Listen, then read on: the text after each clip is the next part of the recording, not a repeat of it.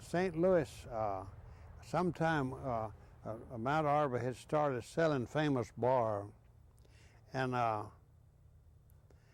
Famous Bar was a big store, a big department store, and we planted Berkman's Golden arborvitaes, and they sold a world of those. We sent those by the carload up to St. Louis, and they would have these big sales on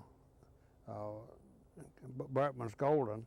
And by the way, Berkman's Golden came from Augusta, Georgia. Came from a nursery over there. A man by the name of Berkman. It was one of his seedlings, and it was Thuja orientalis would be the technical name of it, but he planted seeds of an arborvitae, and he got this dwarf form, and there's a golden, so they call it Berkman's Golden. And we got those liners from Texas, and then the war became evident and became a reality, and Dad and at that time we were in debt to the Federal Land Bank for $10,000. We had borrowed $10,000 to remodel Dad had borrowed $10,000 to remodel the house and do some other work. And so we were trying to pay that off, and it's pretty tough doing it and making a transition from Mount Arbor to growing azaleas and depending on our own efforts in selling them.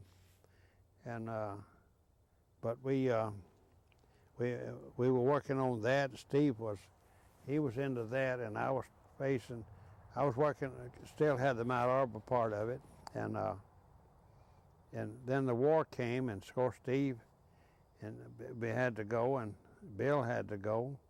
John volunteered, and Joe volunteered, and there were six. I had six brothers at one time in this war, and Truett later got into service, but he wasn't in World War II.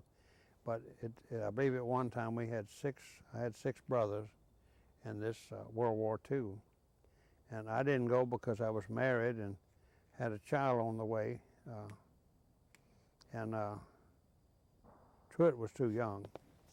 And then when the war was over, Steve came back, and we were going to do a lot of different things, and Steve evidently wanted to go to Texas, and the grass looked greener in Texas, so they say. I never have seen any green grass in Texas, but he did go out there, and he was a good brother, just like Paul, John. But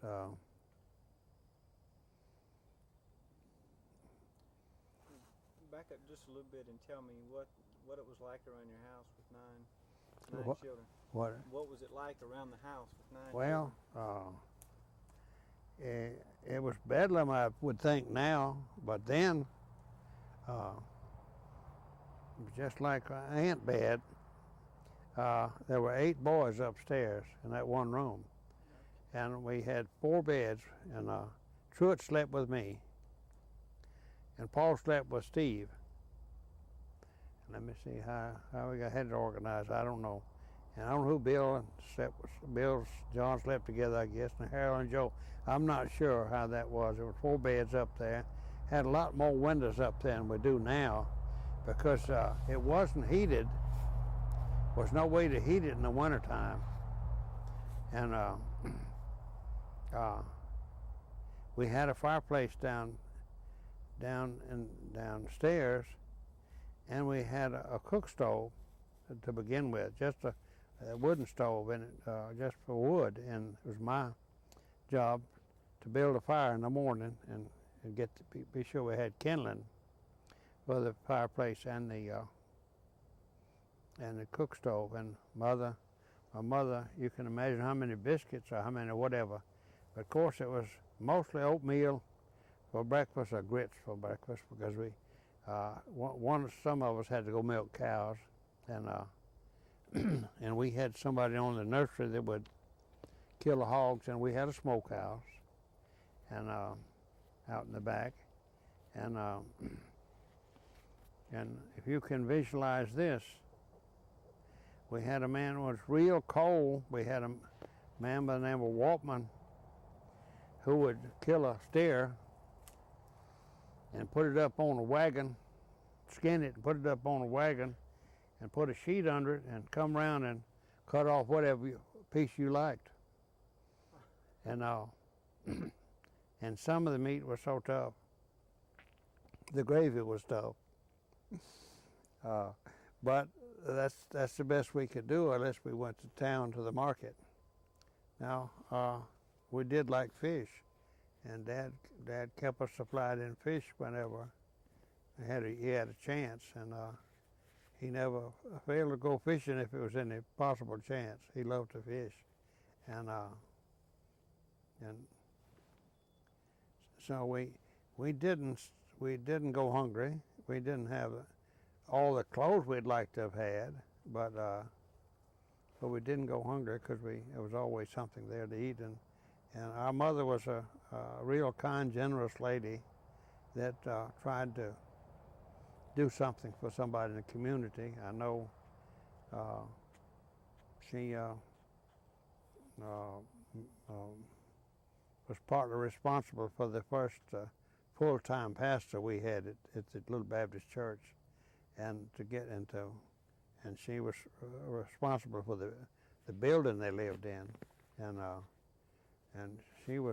she had a BYPU group of intermediates that she looked after, some young folks at that time. Of course, they're all gone now. I doubt if there's any of them. I imagine I'm the only one around that was in that group. Let me stop the tape real quick. I've got to change tapes.